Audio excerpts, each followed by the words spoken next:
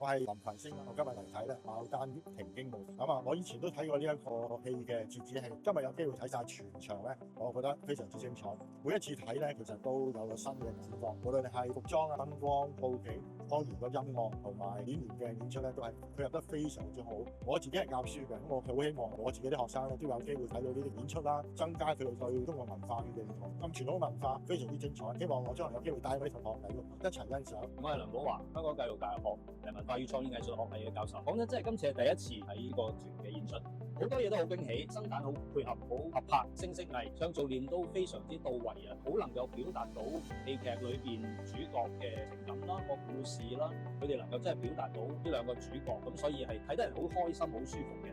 咁另外咧，就我都幾欣賞咧，就係而家嘅舞美啊，開始有啲新嘅意念、新嘅做法擺咗落去，就比傳統嘅會更好啦。除咗一啲嘅好靚嘅一啲動畫啦，一啲其實係表達到中國文化啦，裏面有一啲嘅國畫，亦都有啲書法，係令到人感覺一個好濃嘅中國文化嗰個味道。咁所以成個欣賞咧，都係好全面地感受到中國古典文學嗰種味道。非常欣賞今次嘅戲，台前幕後都睇到係有好多功夫擺咗落去，好充分嘅準備啦。音樂係非常之夾啦，成個音響效果亦都相當好，即係台燈聲一切都配合得好好咯，俾人一個好舒服、好開心嘅感覺。尤其是俾年青人或者我哋啲學生去欣賞傳統粵劇，係值得睇，好有可觀性嘅。我叫做李小良啊，咁啊今日嚟睇香港粵劇藝術團嘅《牡丹亭驚夢》啦。咁啊相對我哋日常睇到嘅職業演出啊，香港嘅粵劇。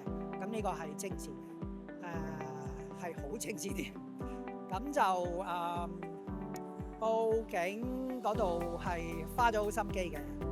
咁就我覺得上半場佈景嗰個舞題咧，咁就係嗰啲流水一支支同好多一支支落嚟。咁啊下半場就變咗公堂同埋呢個宮殿啦。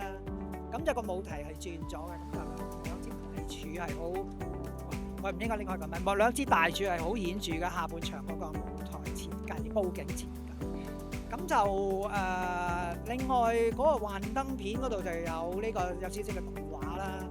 咁就幻燈片有自己嗰個風格㗎，即係有水墨但係有彩色㗎啦。咁同埋係似嗰啲古畫啦。咁就如果再多啲呢個動畫效果，咁咪仲精彩咯。同埋係好嘅喺嗰個即係轉場咧，場與場之間，咁就有呢個動畫，即係除咗個音樂之外，咁就唔會變咗冷場啦。因為傳統嗰啲好多時候冷場。嗱，咁我唔係話粵劇演出過往冇嗰啲唔斷嘅做法，係有㗎。咁譬如以前阿奇哥李奇峰先生做嗰啲，咁佢幕與幕之間就即刻你又唔會話冷晒場咁樣。咁呢個係好好嘅做法啦。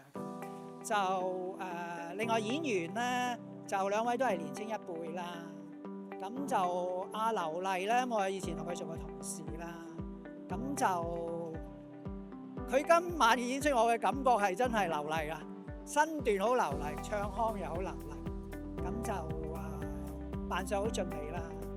咁佢主力就係喺香港演藝學院教啦，咁佢就唔係全職嘅職業演員咧，其實有啲浪費嚇。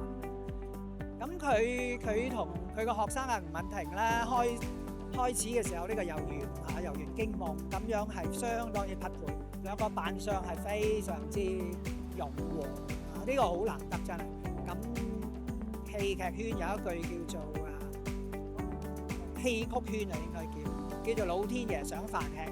咁我覺得劉麗嘅扮相都真係好老天爺賞飯吃。咁就阿黃成斌咧，咁佢唱腔好嘹亮啦。咁就因為我純粹作為一觀眾睇嘅就係佢上下半場啦。咁佢因為佢個腔就係嗰啲好宏偉嘅腔啦，咁就唔會令人諗起任白，即係任劍輝唔係咁樣嘅風格嘅。咁但係下半場佢就有少少勾翻起阿任姐嗰啲。咁因為下半場佢嗰個角色演技嘅塑造有少少唔同，就係多咗一啲不羈咁樣咁啊！多謝阿黃師傅呢個製作，即係阿黃勝全老師呢個咁投入心力嘅製作咧。咁我希望即係每一年度香港粵劇藝術團都有咁精緻嚴謹嘅製作。